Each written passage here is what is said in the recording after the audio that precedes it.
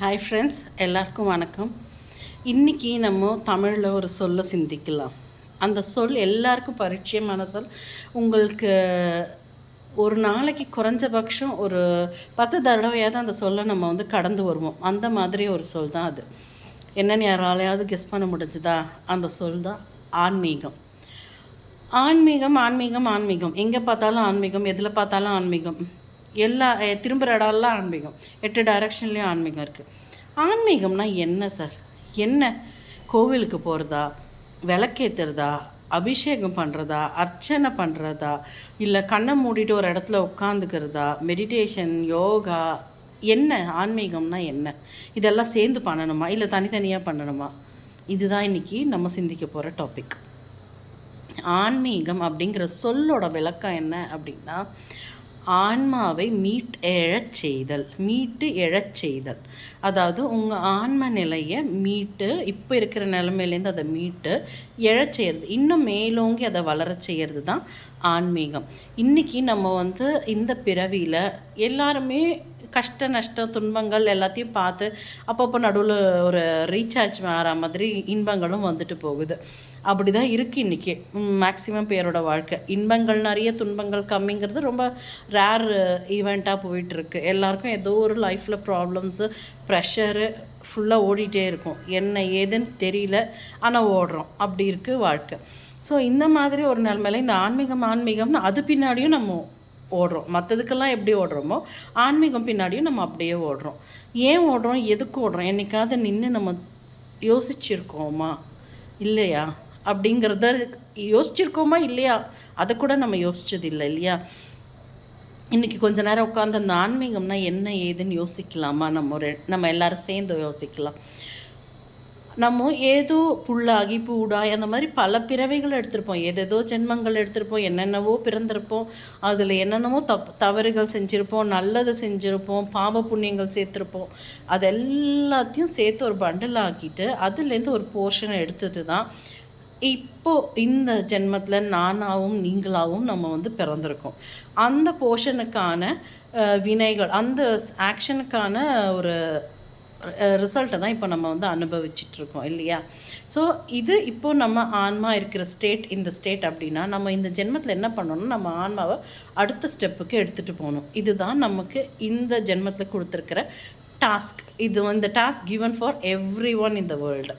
So அவங்கவுங்க மதத்துக்கு ஏற்ற மாதிரி, அவங்கவுங்க பழக்க வழக்கங்களுக்கு ஏற்ற மாதிரி எல்லாருக்குமே இந்த டாஸ்க் இருக்குது. ஆனால் அதை நம்ம கரெக்டாக புரிஞ்சுக்கிறோமா, அதோட ரூல்ஸை ஃபாலோ பண்ணுறோமா அப்படிங்கிறது தான் மேட்ரு. இப்போது ஆன்ம நிலையை உயர்த்தணும். எப்படி உயர்த்துறது, எங்கே போய் உயர்த்துறது, யாரோட ஹெல்ப் எடுக்கிறது தெரியலையே. கரெக்டான கைடன்ஸ் கிட்ட நம்ம போகிறோமா, அதுதான் இப்போ பெரிய பிரச்சனையே. கரெக்டான குரு கிட்ட போகிறோமா, கரெக்டான பெரியவங்க கிட்ட நம்ம போகிறோமா, அதுவே நமக்கு தெரிய மாட்டேங்குது. சில டைம் நமக்கு அமையுது, சில டைம் தப்பான இடத்துல போய் மாட்டி இருக்கிறதும் போச்சுடா லொல்ல கண்ணாங்கிற மாதிரி திரும்பி வர நாட்களும் நம்ம சந்திக்க வேண்டி வருது. ஸோ இதுக்கு என்ன பெரியவங்க முந்தைய காலத்தில் வழிவகுத்தாங்க அப்படின்னு பார்த்தா, இப்போது நம்ம ஆன்மீகம் சொல்லிட்டு கோவில் சுற்றுறோம், அதுவும் பெரியவங்க சொன்னது தான். விளக்கேற்றுறோம், பெரியவங்க சொன்னது தான். அபிஷேகம், ஆராதனை, அர்ச்சனை பெரியவங்க சொன்னது தான். மெடிடேஷன் பெரியவங்க சொன்னது தான். இதெல்லாம் தனித்தனியாக இல்லை, இதெல்லாம் ஒன்றா. ஏன் அவங்க இப்படி சொல்லியிருக்காங்க அப்படின்னா, இன்றைக்கி நம்ம குழந்தைங்க படிக்கலைன்னா நம்ம அவங்கள திட்டுறோம். டிஸ்ட்ராக்ஷன், யூடியூப் பார்க்காத, ஃபேஸ்புக் பார்க்காத, இன்ஸ்டாகிராம் பார்க்காத, கேம் விளையாடாத அப்படின்னு 1008 டிஸ்ட்ராக்ஷன்ஸ். இன்றைக்கி படிக்கிறதுக்கு அவ்வளோ கஷ்டமாக ஆயிடுச்சு. அதே டிஸ்ட்ராக்ஷன் தான் நமக்கும். நம்மளோட பஞ்ச அவயங்களும் பலவாறு டிஸ்ட்ராக்ட் பண்ணுது நம்மளை. ஸோ நம்மளால் ஃபோக்கஸாக இருக்க முடியல. அதுக்கு தான் கண்ணால் பகவானை பார்க்கணும், தரிசனம் பண்ணுறோம். கையால் புஷ்பம் எடுத்து போடுறோம், தொடு உணர்வு. அந்த புஷ்பத்தோட ஒரு மென்மையை நம்ம தொட்டு அனுபவித்து அதை பகவான்கிட்ட இப்படி டாயின் டாயின் டாயின் டாயின் அப்படின்னு போடாமல் பகவான்கிட்ட அப்படி காமிச்சு பொறுமையாக போடணும். அதுக்கப்புறம் மந்திரம் சொல்கிறோம். மந்திரம் என்ன வேணால் இருக்கட்டுமே, முருகான்னு சொன்னால் அதுவும் மந்திரம் தான். அதை நம்ம வாயால் சொல்கிறோம், அது நம்ம காதை கேட்குது. அதுக்கப்புறம் அங்கே ஊதுபத்தி ஏற்றுறோம், வாசம். ஸோ இதெல்லாம் என்ன ஆகுது, நம்ம ஐம்பொறிகளையும் ஒரு இடத்துல அரெஸ்ட் பண்ணி ஃபோக்கஸ் பண்ண வைக்குது. அதுக்காக ஏற்பட்டது தான் இந்த ப்ரொசீஜர்ஸ்.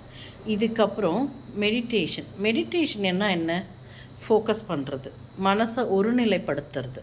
இதை தானே நம்ம அந்த ப்ரொசீஜர்லேயும் பண்ணுறோம். ஆனால் என்ன அப்படின்னா, நம்ம இதை உணராமல் அந்த ப்ரொசீஜரை மட்டும் ஸ்வாஹா நமக அப்படின்னு கட கட கட கட கடகடான்னு பண்ணிவிட்டு ஒரே ஓட்டமாக ஓடிடுறோம். 10 மந்திரம் சொல்கிற இடத்துல ஒரு மந்திரம் சொன்னால் கூட நிறுத்தி நிதானமாக சொன்னால் போதும். ஸோ அந்த ப்ரொசீஜர் ஏன் பண்ணுறோங்கிறத புரிஞ்சிட்டு, இதனால நமக்கு ஃபோக்கஸ் வேணும், இதுவே ஒரு மெடிடேஷன் அப்படிங்கிறத புரிஞ்சுக்கிட்டு நம்ம அந்த ப்ரொசீஜரை பண்ணும்பொழுது நம்ம மனசு ஒருநிலைப்பட்டு அமைதி ஆகுது. எப்போ அமைதி ஆகுதோ அப்போ தான் நம்மளோட திங்கிங் வளர ஆரம்பிக்கும். மனசு இப்படி ஒருநிலை ஆகும்போது தான் இந்த அப்பர் சைடு இப்படி மேலே போகல, ட்ரையாங்கிளை திருப்பி போட்ட மாதிரி இப்படி மனசு இங்கே ஒருநிலை ஆகணும், இப்படி விரிஞ்சு போகும் மனசு. அப்படி இப்படி விரிஞ்சிருக்கிற மனசு திருப்பி இப்படி ஒரு நிலையாகும். ஸோ ஆன்மா மேலோங்கி எழும், மனசு ஒரு இடத்துல அப்படியே நின்றுடும். அப்போ தான் நம்ம ஆன்ம முன்னேற்றம் அப்படிங்கிறது நடக்கும். ஸோ விரிஞ்சு கிடக்கிற மனசை நம்ம பாயிண்டில் கொண்டு வரத்துக்கு இந்த ப்ரொசீஜரை மெடிடேஷனாக யூஸ் பண்ணலாம். அது ஒரு இது. இல்லை நம்மளால் முடிஞ்சதுன்னா ஒரு இடத்துல கண்ணை மூடி உட்காந்து நம்ம சுவாசத்தை கவனித்தாலே அது ஒரு மெடிடேஷன். இல்லையா, ஏதாவது மெடிடேஷன் கற்றுட்ருக்கிறவங்க அந்த மெடிடேஷனை பண்ணலாம். ஸோ விரிஞ்சு கிடக்கிற மனசை ஒரு பாயிண்டில் கொண்டு நிறுத்துகிறோம். ஸோ நிறுத்தும் போது என்ன ஆகும் அப்படின்னா, இது எல்லாத்துலேயுமே ஒரே ஒரு விஷயந்தான் நடக்கும், மைண்டு காம் ஆகும். நடக்கிற விஷயத்தை பார்க்குற பெர்ஸ்பெக்டிவ் மாறும். ஸோ இங்கே நான் எப்படி ரியாக்ட் பண்ணணும், நான் ரியாக்ட் பண்ணணுமா ரெஸ்பாண்ட் பண்ணணுமா, இதுக்கு எனக்கு இந்த ரியாக்ஷன் தேவைதானா, இதை நான் வேறு மாதிரி அணுகலாமா அப்படிங்கிற ஒரு தெளிவு நமக்கு ஏற்படும். அப்போ என்ன ஆகும்னா, அன்வான்ட் சண்டைகளை குறைவோம், அன்வான்ட் வார்த்தைகள் விடுறதை குறைப்போம், அன்வான்டாக இல்லை நம்ம அங்கே தேவையே இல்லை அப்படின்ட்டு நம்ம ஒதுங்கியும் போயிடுவோம். நம்ம அங்கே நம்மளே அன்வான்ட் அப்படிங்கிறது கூட நமக்கு தெரியும், சில இடத்துல ஒதுங்கியும் போயிடுவோம். அப்போ இதனால் என்ன ஆகும், இந்த ஜென்மத்தில் உங்களோட ஆக்ஷன்ஸ் குறையுமா, நம்மளோட ஆக்ஷன்ஸ் குறையுமா, அந்த ஆக்ஷன்ஸ் குறையும் போது அந்த கர்மா நம்ம அவாய்ட் பண்ணுறோமா, அப்போது ஆன்மாக்கு அந்த வெயிட்டேஜ் குறையுதா, புது கர்மாவை சேர்க்கலையா, அப்போது ஆன்மா என்ன ஆகும், வெயிட் குறைஞ்சி நீங்கள் நம்ம ஒன்று இதுவும் பண்ணுறோம், இன்னொன்று மெடிடேஷனும் பண்ணுறோம். அது எதர் ப்ரொசீஜராகவோ இல்லை மெடிடேஷனாகவோ அதையும் பண்ணுறோம். ஸோ அப்போ என்ன ஆகுது, ஒரு பக்கம் ஏற்றுறதுக்கும் ட்ரை பண்ணுறோம், ஒரு பக்கம் அன்வான்ட் திங்ஸையும் குறைக்கிறோம். ஆன்மா என்ன ஆகுது, லைட் ஆகுது. அப்போது ஒரு படி அட்லீஸ்ட் நம்மளால் முன்னேறத்துக்கான ஒரு வாய்ப்பு நமக்கு ஏற்படுது. இதை நம்ம பண்ண ஆரம்பித்தோம் அப்படின்னா அடுத்த படி நம்மள அறியாமலே நம்ம இன்ட்ராஸ்பெக்ஷனுக்குள்ளே போகும். நம்மளை நாம் அலசி அனலைஸ் பண்ணி ஒரு டேட்டா எடுத்து அதோட ஃபைனல் ரிப்போர்ட் எடுக்கிறது, அதுதாங்க இருக்கிறதுலையே டஃப்பு. ஏன்னா நம்ம பண்ணுற தப்பை நமக்கு அக்செப்ட் பண்ணுறதுக்கு நம்ம பண்ணுற தப்பை நம்ம அக்செப்ட் பண்ண நம்ம ஈகோ ஒத்துக்காது. ஸோ இதெல்லாம் மீறி அந்த இன்ட்ராஸ்பெக்ஷன் பண்ணி அப்புறம் நம்ம தெளிவு பெறணும். அது அடுத்த ப்ரொசீஜர், அடுத்த கட்டம். இந்த ஃபஸ்ட்டு கட்டத்தை பண்ணினோன்னாலே அடுத்த கட்டம் போகிறதுக்கான ஒரு வழி நமக்கு ஓப்பன் ஆகும். அதுக்கு அடுத்த கட்டம்னு நமக்கான வழிகள் ஓப்பன் ஆகிட்டே போகும். அங்கே நமக்கான கைடன்ஸு ஏதோ ஒரு ரூபத்தில் கிடச்சிட்டே இருக்கும். யாராவது போகிற போக்கில் ஒரு வார்த்தையை நம்மக்கிட்ட சொல்லிட்டு போவாங்க. அந்த அவங்க ஏதோ சாதாரணமாக சொல்லியிருப்பாங்க, ஆனால் அது நமக்கு பளிச்சுன்னு மூளையில் தட்டும்.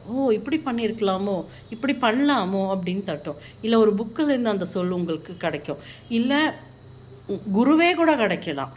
அந்த மாதிரி கண்டிப்பாக இந்த பிரபஞ்சமோ கடவுளோ குருவோ ஏதோ ஒரு ரூபத்தில் நமக்கான வழியை காட்டிகிட்டே இருப்பார். ஆனால் அதுக்கு முதல் படி கண்டிப்பாக நம்ம தான் எடுத்து வைக்கணும். அது நம்ம முயற்சியில் தான் நடக்கும். ஸோ ஆன்மீகம்ங்கிற வார்த்தையை கரெக்டாக புரிஞ்சுக்கிட்டு நாளைக்கு நம்ம சாமி தொழும்போது அந்த ஒரு செகண்டோ இல்லை 30 செகண்டோ ஒரு புஷ்பம் போடுறோமோ அதை வெறும் ப்ரொசீஜராக பண்ணாமல் அதை ஒரு ஃபோக்கஸ்டாக நம்ம பண்ண முயற்சி பண்ணுவோம். இனிஷியலாக வரலைனாலும் பரவாயில்ல, நம்ம ட்ரை பண்ண ஒரு நாள் கண்டிப்பாக வந்துடும். நமக்கு அடுத்த லெவல் போகிறதுக்கான ஒரு வாய்ப்பும் கண்டிப்பாக திறந்துடும். இந்த பதிவு உங்களுக்கெல்லாம் பிடிச்சிருந்தா உங்கள் ஒப்பீனியனை கமெண்ட் பண்ணுங்கள். இந்த மாதிரி எனக்கு தெரிஞ்சதை நான் உங்ககிட்ட ஷேர் பண்ணுறேன். நீங்களும் உங்கள் கமெண்ட்ஸில் உங்கள் அனுபவங்களை என்கிட்ட ஷேர் பண்ணுங்கள். சேர்ந்து நம்ம ஆன்ம முன்னேற்றத்தை பெறுவோம். நன்றி, வணக்கம்.